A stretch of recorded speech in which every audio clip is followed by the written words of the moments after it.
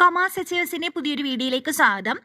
Degree, അതുപോലെ തന്നെ PG, BEd, CA, CMA, CS, അതുപോലെ തന്നെ ഹയർ സെക്കൻഡറി, ഹൈസ്കൂൾ വിദ്യാർത്ഥികൾക്ക് അപ്ലൈ ചെയ്യാൻ സാധിക്കുന്ന ഒരു സ്കോളർഷിപ്പിനെ പറ്റിയുള്ള ഡീറ്റെയിൽസ് ആണ് ഈ ഒരു വീഡിയോയിൽ പറയുന്നത്. അപ്പോൾ സ്കോളർഷിപ്പിനുള്ള ഡേറ്റ് എക്സ്റ്റെൻഡ് ചെയ്തിട്ടുണ്ട്. അപ്പോൾ അതുകൊണ്ടാണ് നമ്മളിപ്പോൾ ഈ ഒരു വീഡിയോ ചെയ്യുന്നത്. വിദ്യാസമുന്നതി സ്കോളർഷിപ്പ് അല്ലെങ്കിൽ മുന്നോക്ക സമുദായ സ്കോളർഷിപ്പിനുള്ള ഡീറ്റെയിൽസ് ആണ് വന്നിട്ടുള്ളത്. ഇത് ഹൈസ്കൂൾ വിദ്യാർത്ഥികൾക്ക്, അതുപോലെ തന്നെ ഹയർ സെക്കൻഡറി, ഡിഗ്രി വിദ്യാർത്ഥികൾക്ക്, പോസ്റ്റ് ഗ്രാജുവേറ്റ് PG വിദ്യാർത്ഥികൾക്ക്, അതുപോലെ തന്നെ ഡിഗ്രിയിൽ BEd വിദ്യാർത്ഥികൾക്ക്, CA, ICWA, CS, അതുപോലെ തന്നെ national institute category, diploma category, PH category എല്ലാ വിദ്യാർത്ഥികൾക്കും ഈ ഒരു സ്കോളർഷിപ്പിന് വേണ്ടി അപേക്ഷിക്കാനായിട്ട് സാധിക്കും. അപ്പോൾ 2024-25 അധ്യയന വർഷത്തെ സ്കോളർഷിപ്പിനുള്ള ഡീറ്റെയിൽസ് ആണ് വന്നിരിക്കുന്നത്. ഇത് അപ്ലൈ ചെയ്യാൻ ആർക്കൊക്കെ സാധിക്കും, എങ്ങനെയാണ് അപ്ലൈ ചെയ്യേണ്ടതെന്നുള്ള ഡീറ്റെയിൽസ് ആണ് നമ്മൾ ഈ ഒരു വീഡിയോയിൽ ഡിസ്കസ് ചെയ്യുന്നത്. അപ്പോൾ നമ്മുടെ ചാനൽ ആദ്യമായിട്ടാണ് കാണുന്നതെങ്കിൽ ഇതുപോലെയുള്ള ഇൻഫർമേറ്റീവ് ആയിട്ടുള്ള വീഡിയോസിന് ഇപ്പോൾ തന്നെ ചാനൽ ഒന്ന് സബ്സ്ക്രൈബ് ചെയ്യുക, തൊട്ടടുത്തുള്ള ബെല്ലൈക്കൺ കൂടി ഒന്ന് എനേബിൾ ചെയ്യുക.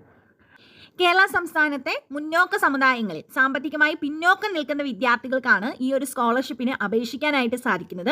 അതായത് ജനറൽ കാറ്റഗറിയിൽ വരുന്ന വിദ്യാർത്ഥികൾക്കാണ് ഈ ഒരു സ്കോളർഷിപ്പിന് അപേക്ഷ സമർപ്പിക്കാനായിട്ട് സാധിക്കുന്നത്. അപ്പോൾ ഓൺലൈൻ അപേക്ഷയാണ് സമർപ്പിക്കേണ്ടത്.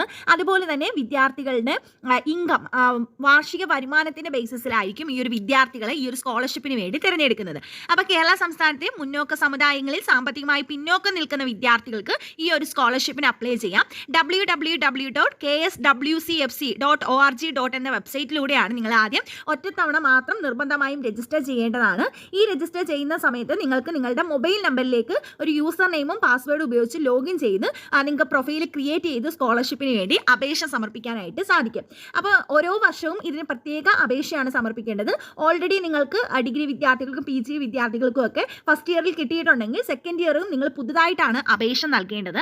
നിങ്ങളുടെ വാർഷിക വരുമാനം 4 ലക്ഷത്തിൽ കൂടാനായിട്ട് പാടില്ല. അതായത് ഇത് നോക്കുന്നത് കുടുംബത്തിൻ്റെ മൊത്തത്തിലെ വരുമാനമാണ്. വില്ലേജ് ഓഫീസിൽ നിന്ന് നിങ്ങൾ വരുമാന സർട്ടിഫിക്കറ്റ് വാങ്ങണം. അപ്പോൾ ആ വരുമാന സർട്ടിഫിക്കറ്റ് 4 ലക്ഷത്തെ, അതിലെ വരുമാനം എന്ന് പറയുന്നത് 4 ലക്ഷത്തിൽ കൂടാനായിട്ട് പാടില്ല. അതുപോലെ തന്നെ ഇതിൽ കുറേ കാര്യങ്ങൾ അപ്ലോഡ് ചെയ്യാനുണ്ട്.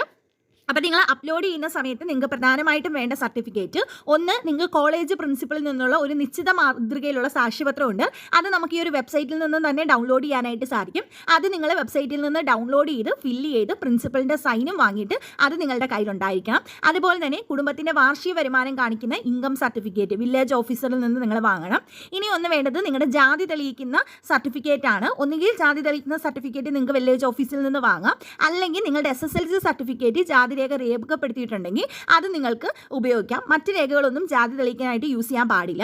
പിന്നെ ഡിഗ്രി വിദ്യാർത്ഥികളാണെങ്കിൽ നിങ്ങൾക്ക് വേണ്ടത് നിങ്ങളുടെ +2ൻ്റെ മാർക്ക് ലിസ്റ്റാണ് വേണ്ടത്. നിങ്ങൾ PG വിദ്യാർത്ഥികളാണെങ്കിൽ നിങ്ങളുടെ ഡിഗ്രി മാർക്ക് ലിസ്റ്റാണ് വേണ്ടത്. ഇനി നിങ്ങൾ BEd വിദ്യാർത്ഥികളാണ്, ഇത് BEd വിദ്യാർത്ഥികൾക്ക് അപ്ലൈ ചെയ്യാൻ പറ്റുമോ എന്നുള്ള ഡൗട്ടുണ്ട്. BEd വിദ്യാർത്ഥികൾക്കും ഇത് അപ്ലൈ ചെയ്യാനായിട്ട് സാധിക്കും. BEd വിദ്യാർത്ഥികൾ നിങ്ങളുടെ +2ൻ്റെ മാർക്ക് ലിസ്റ്റാണ് നിങ്ങൾ വെക്കേണ്ടത്. അപ്പം നിങ്ങൾ അതുപോലെ തന്നെ നിങ്ങളുടെ ബാങ്ക് പാസ്ബുക്കിൻ്റെ ആദ്യ പേജിൻ്റെ കോപ്പിയും ഉണ്ടായിരിക്കണം. അതിൽ കൃത്യമായിട്ട് നിങ്ങളുടെ IFSC കോഡ്, അതുപോലെ തന്നെ ബ്രാഞ്ച് എന്നിവ കൃത്യമായിട്ട് രേഖപ്പെടുത്തിയിരിക്കണം. അപ്ലൈ ചെയ്യുന്ന വിദ്യാർത്ഥികൾക്ക് നിങ്ങൾക്ക് സ്വന്തമായിട്ടൊരു ബാങ്ക് അക്കൗണ്ട് വേണം. അതിലേക്കായിരിക്കും നിങ്ങളുടെ എമൗണ്ട് വരുന്നത്. അതുപോലെ തന്നെ റേഷൻ കാർഡിൻ്റെ 1-2 പേജുകളുടെ പകർപ്പും SSLC സർട്ടിഫിക്കറ്റിൻ്റെ ആദ്യ പേജ്, ഇത്രയും കാര്യങ്ങളാണ് നിങ്ങൾക്ക് അപേക്ഷയോടൊപ്പം നിങ്ങൾ അപ്ലോഡ് ചെയ്യേണ്ടത്. ഇനി ഇത് പ്രൊഫഷണൽ വിദ്യാർത്ഥികൾക്കും നോൺ പ്രൊഫഷണൽ വിദ്യാർത്ഥികൾക്കും ഉണ്ട്. ഡിഗ്രി തന്നെ പ്രൊഫഷണൽ കോഴ്സ് പഠിക്കുന്ന വിദ്യാർത്ഥികൾക്ക്, അപ്പോൾ BEd വിദ്യാർത്ഥികൾ പ്രൊഫഷണൽ കാറ്റഗറിയിലാണ് വരുന്നത്. അപ്പോൾ അതിൽ 8000 രൂപയാണ് നിങ്ങൾക്ക് സ്കോളർഷിപ്പ് എമൗണ്ട് ആയിട്ട് വരുന്നത്. നോൺ പ്രൊഫഷണൽ ആണെങ്കിൽ 6000 രൂപയാണ്. ഇതിൽ PG വിദ്യാർത്ഥികളുടെ എമൗണ്ട് മാറ്റമുണ്ട്.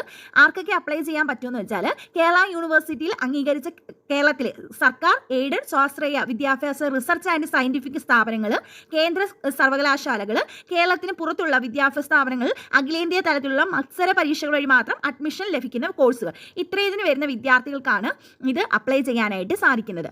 അതുപോലെ തന്നെ അപേക്ഷ ക്ഷണിക്കുന്ന അവസരത്തിൽ അപേക്ഷകന് 35 വയസ്സ് കഴിയാനായിട്ട് പാടില്ല. അതുപോലെ തന്നെ ഹയർ സെക്കൻഡറി പരീക്ഷയിൽ നിങ്ങൾക്ക് 70% മാർക്കിൽ കുറയാത്ത മാർക്ക് ഉണ്ടായിരിക്കണം. എങ്കിൽ മാത്രമേ നിങ്ങൾക്ക് ഈ ഒരു ഡിഗ്രി സ്കോളർഷിപ്പിന് വേണ്ടി അപേക്ഷ സമർപ്പിക്കാനായിട്ട് സാധിക്കത്തുള്ളൂ. ഈ സ്കോളർഷിപ്പ് സെൽഫ് ഫിനാൻസിങ് കോളേജിൽ പഠിക്കുന്ന വിദ്യാർത്ഥികൾക്കും അപ്ലൈ ചെയ്യാനായിട്ട് സാധിക്കും. മിക്ക ഈ ഒരു സ്കോളർഷിപ്പ് വരുമ്പോഴും എയ്ഡഡ് ഗവൺമെൻറ് കോളേജുകളിൽ പഠിക്കുന്ന വിദ്യാർത്ഥികൾക്ക് മാത്രം അപ്ലൈ ചെയ്യാൻ പറ്റുന്ന ഒരുപാട് സ്കോളർഷിപ്പുകളുണ്ട്. പക്ഷേ ഈ ഒരു സ്കോളർഷിപ്പ് എല്ലാ വിദ്യാർത്ഥികൾക്കും, അതായത് എയ്ഡഡ് കോളേജ് ആയാലും സെൽഫ് ഫിനാൻസ് ആയാലും ഗവൺമെൻറ് ആയാലും ഉള്ള കോളേജുകളിലെ വിദ്യാർത്ഥികൾക്കും ഇത് അപ്ലൈ ചെയ്യാനായിട്ട് സാധിക്കും. അപ്പോൾ UIT IHRD പോലെയുള്ള കോളേജിൽ പഠിക്കുന്ന വിദ്യാർത്ഥികൾക്കും ഇത് അപ്ലൈ ചെയ്യാനായിട്ട് പറ്റും. അപ്പോൾ നിങ്ങൾ നിങ്ങളുടെ ഫ്രണ്ട്സിന് എല്ലാവർക്കും ഷെയർ ചെയ്ത് കൊടുക്കുക. 25 തീയതി വരെ ഡേറ്റ് എക്സ്റ്റെൻഡ് ചെയ്തിട്ടുണ്ട്. നിങ്ങൾക്ക് ഫോണിലൂടെയോ അല്ലെങ്കിൽ കഫയിൽ പോയോ ഈ ഒരു സ്കോളർഷിപ്പിന് അപ്ലൈ ചെയ്യാനായിട്ട് സാധിക്കും. അപ്പോൾ ഇതിൻ്റെ ലിങ്ക് ഡിസ്ക്രിപ്ഷൻ ബോക്സിൽ കൊടുക്കാം. ലിങ്കിൽ ക്ലിക്ക് ചെയ്ത് നിങ്ങൾ ഡീറ്റെയിൽഡ് ആയിട്ട് കാര്യങ്ങളൊന്ന് വായിച്ചു നോക്കുക. എന്നിട്ട് എന്തൊക്കെയാണോ വേണ്ടത് അത് കൃത്യമായിട്ട് മനസ്സിലാക്കി ഈ ഒരു സ്കോളർഷിപ്പിന് അപ്ലൈ ചെയ്യാനായിട്ട് ശ്രമിക്കുക. അപ്ലൈ ചെയ്യുന്ന സമയത്ത് എല്ലാ കാര്യങ്ങളും കൃത്യമായിട്ടാണോ കൊടുക്കുന്നതെന്ന് നിങ്ങൾ കൃത്യമായിട്ട് നോക്കുക. എന്തെങ്കിലും മിസ്റ്റേക്കുകൾ ഉണ്ടെങ്കിൽ നിങ്ങൾ കൊടുത്തിട്ടുള്ള ഡീറ്റെയിൽസും അതുപോലെ തന്നെ സർട്ടിഫിക്കറ്റിൽ എന്തെങ്കിലും കാര്യങ്ങളിൽ വ്യത്യാസം ഉണ്ടെങ്കിൽ അത് നിങ്ങളുടെ ഈ സ്കോളർഷിപ്പ് ക്യാൻസൽ ആവാനുള്ള ഒരു സാധ്യതയുണ്ട്. പിന്നെ മാക്സിമം നിങ്ങൾ ശ്രദ്ധിക്കേണ്ടത് ഇൻകം കുറവുള്ള വിദ്യാർത്ഥികളെ ആയിരിക്കും കൂടുതൽ പ്രിഫർ ചെയ്യുന്നത്. അപ്പോൾ നിങ്ങൾ ഇൻകം സർട്ടിഫിക്കറ്റ് വാങ്ങുമ്പോൾ ഉള്ള കാര്യങ്ങളും അതോടെ ഒന്ന് ശ്രദ്ധിക്കാം. മാക്സിമം ഇൻകം വരുമാനം കുറച്ചുള്ള സർട്ടിഫിക്കറ്റുകളായിരിക്കും ഇതിന് അപ്ലൈ ചെയ്യുമ്പോൾ വേണ്ടത്.